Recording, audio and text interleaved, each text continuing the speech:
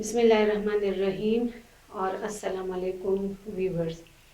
अल्लाह ताला आप सबको हम सबको अपने रहमतों और बरकतों के साए में हमेशा अपने अपने घरों में खुश और आबाद रखे, आमीन सुम्मा आमीन। उम्मीद है कि आप सब लोग, या अगर सारे नहीं तो बहुत सारे लोग मेरी तरह रमज़ान की तैयारियों में मसरूफ़ होंगे। और आज मैं आप लोगों के साथ अपनी रमज़ान की तैयारियां जो हैं वो शेयर करने जा रही हूँ। तो मैंने जो मेन्यू सेलेक्ट किया है, या मैं जिस हिसाब से चलती हूँ रमज़ान के महीने में, तो वो हमारे घर वालों की पसंद और नापसंद उसके मुताबिक वो मेरा मेन्यू जो है वो चलता है। तो ज़रूरी नहीं है कि आप लोग वही सारी चीज़ें जो हैं वो बनाएं। इस वीडियो को शेयर करने का मकसद जो है वो सिर्फ़ और सिर्फ आपको एक आइडिया वो देना है कि अगर आप लोग इस तरह से इस चीज़ के ऊपर अमल करें तो तकरीबन 80% आपकी तैयारी जो है वो कंप्लीट हो जाती है। तो ये सारी की सारी तैयारियां जो हैं वो करके आप लोग अपने रमज़ानों को बहुत आराम से, बहुत सुकून के साथ अल्लाह ताला की इबादत में आप लोग उस टाइम को गुजार सकते हैं। तो ये आप लोग देख लें, यहाँ पर ये मैंने बनाए हैं यानी कबाब, और इन कबाबों को मैं फिर तलती हूँ। इसके लिए मैं मसाला बनाती हूँ, टमाटर और प्याज वगैरह, उसके साथ बाकी जो भी मसाले उसमें इस्तेमाल होते हैं। तो ये हमारे घर में बहुत ज़्यादा शौक़ से खाए जाते हैं रमज़ान के महीने में, और हफ्ते में एक मरतबा इसको मैं ज़रूर बनाती हूँ। तो काफ़ी ज़्यादा टाइम इसको बनाने के लिए चाहिए होता है, तो उस वजह से मैं इसको पहले से बना के, इसको तल के, और इसके बैचेस जो है वो मैं बना के फ्रीज़र के अंदर फ्रीज़ कर लेती हूँ। और इसके बाद जब जिस दिन यानी हफ्ते में मैं पहले से मेन्यू जो है वो सेट कर लेती हूँ कि फ़लाँ फ़लाँ दिन जो है वो फ़लाँ फ़लाँ चीज़ जो है वो पकेगी, तो उस हफ्ते में इसके लिए एक दिन जो है वो मैं रख देती हूँ। और बाकी अगर हफ्ते में आप लोग चिकन कढ़ाई बनाते हैं, या फिर बीफ या मटन कढ़ाई बनाते हैं, या फिर आप लोग बीफ या मटन में चावल जो हैं वो पकाते हैं, बिरयानी हो गई, पुलाव हो गया, जो भी आप लोगों का जी चाहता है बनाने का, तो वो ऐसी रेसिपीज़ हैं जो कि जल्दी से बन जाती हैं। लेकिन ये वाली रेसिपीज़ जो हैं ये टाइम कंज्यूमिंग है, तो इसलिए मैं इसको पहले से बना के रख देती हूँ।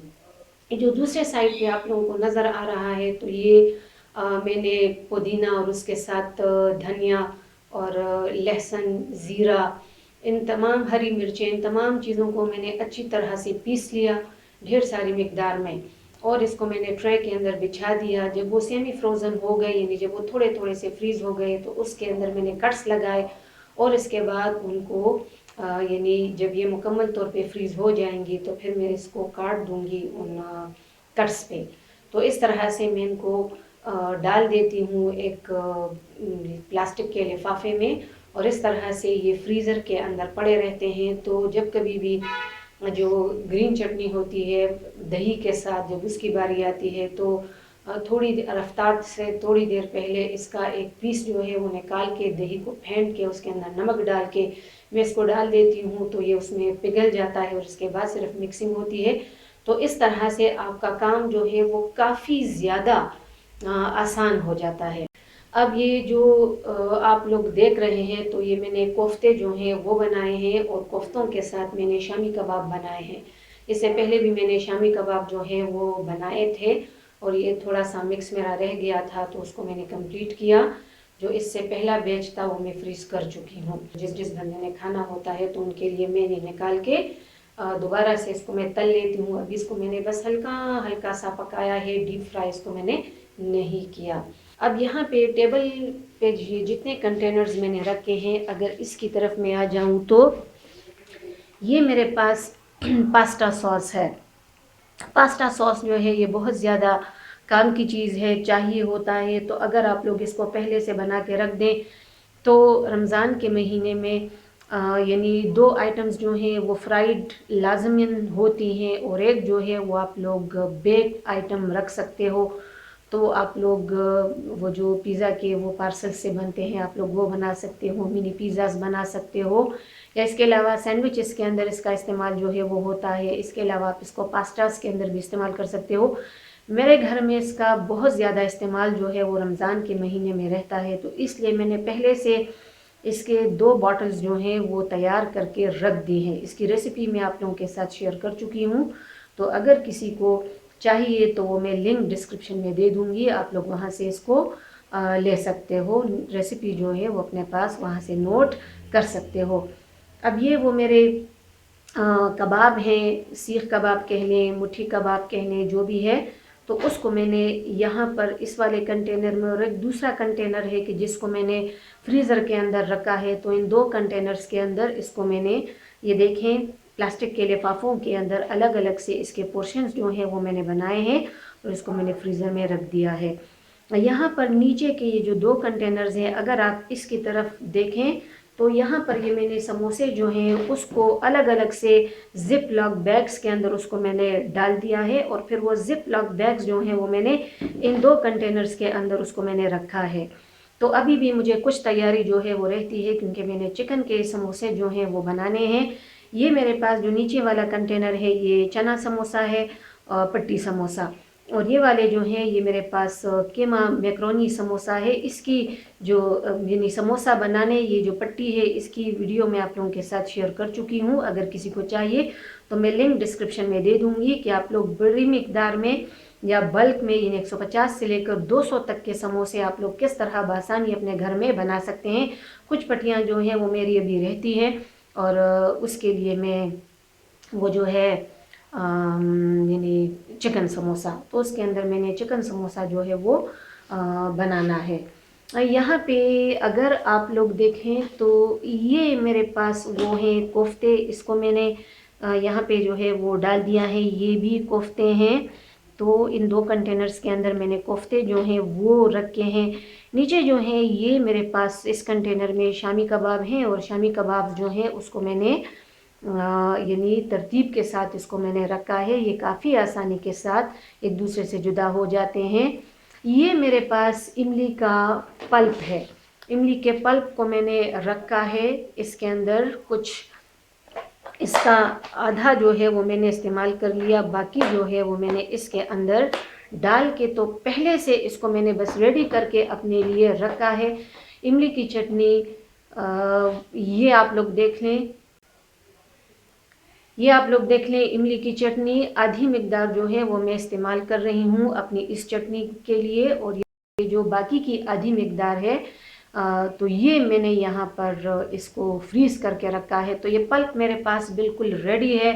15 डेज़ के लिए वो चटनी मैं बना रही हूँ। जब वो इस्तेमाल हो जाएगी तो जब फिर से मुझे चाहिए होगी तो मुझे इमली को उबालना नहीं पड़ेगा, मुझे उसमें से जो उसकी गुठलियाँ होती हैं उसको जुदा नहीं करना पड़ेगा। बस ये रेडीमेड मेरे पास पल्प जो है वो पड़ा हुआ है, इसको मैं निकाल के फटफट से इसकी इमली की चटनी जो है वो मैं बना लूँगी। समोसे की पट्टी बनाते वक़्त जो पट्टियाँ रह गई थी, तो ये वो लेफ़्ट ओवर पट्टियाँ हैं, उसको भी मैंने ज़ाया नहीं किया, इसको मैंने यहाँ पर रखा है, क्योंकि इसकी बहुत ज़बरदस्त किस्म की 2 रेसिपीज़ जो हैं वो बनती हैं। झटपट रेसिपीज़ आप उसको कह सकते हैं, बहुत यूनिक किस्म की वो रेसिपीज़ हैं। इंशाल्लाह मैं आप लोगों के पास साथ वो भी शेयर जो है वो करूँगी कि आप लोग इसको किस तरह से यूज़ कर सकते हैं। तो ये मैंने इसको भी वो रख दिया है। और ये मेरे पास शामी कबाब जो हैं ये इसका वो दूसरा बैग है, और ये देखें ये फ्रीज़ जो है वो हो चुके हैं, और कुछ जो है वो अभी मैंने आप लोगों से को बता दिया कि वो मेरे यहाँ पर इस वाले कंटेनर में वो मेरे पड़े हैं।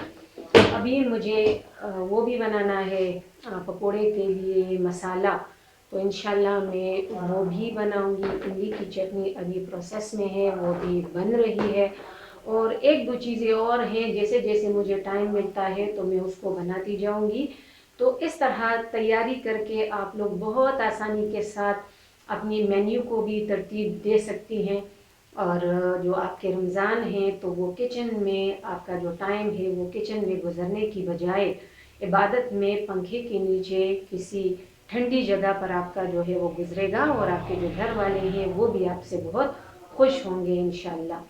तो आप लोग अपनी फैमिली की पसंद के मुताबिक अपनी जो मेन्यू है उसको तरतीब दें, और इस किस्म की तैयारियां जो कि आप लोग कर सकते हैं तो आप लोग करें। इसके अलावा मैं बताना चाह रही थी कि चना चाट वो लाजमी तौर पे बनता है, हर एक घर में वो बनता है रोज़ाना। तो हमारे घर में पूरे हफ्ते के लिए चना जो है वो उबाल लिया जाता है और उसके बाद हम उसको फ्रिज के अंदर रख देते हैं। और जो डीप फ्रीज़र के साथ जो फ्रिज होता है वो तो उसमें ठंड जो है वो काफ़ी उसकी कूलिंग अच्छी होती है, तो वो उसके अंदर पड़ा रहता है। हम रोज़ाना अपनी ज़रूरत के मुताबिक उसमें से चना वो निकालते हैं, उससे चाट जो है वो हम लोग बनाते हैं और बाकी जो है वो हम लोग रख देते हैं। तो जब वो ख़त्म हो जाता है तो फिर नेक्स्ट वीक हम लोग उसके लिए दोबारा से चना जो है वो उबाल लेते हैं। तो आप लोग अपनी ज़रूरत के मुताबिक इस तरह से भी कर सकते हैं। और अगर आपको ये अंदेशा रहता है कि कहीं वो फ्रिज में ख़राब ना हो जाए तो फिर आप उसके छोटे छोटे पोर्शंस बना के फ्रीज़र के अंदर फ्रीज़ भी कर सकते हैं। तो इस तरह से भी आप लोगों का काफ़ी टाइम जो है वो बच जाता है। तो उम्मीद है कि आप लोगों को ये वीडियो जो है वो पसंद आई होगी। अगर पसंद आती है तो इसको लाइक करें, शेयर करें और अगर मेरे चैनल पर नए हैं तो प्लीज़ इसको सब्सक्राइब करें। वीडियो देखने के लिए बहुत बहुत शुक्रिया।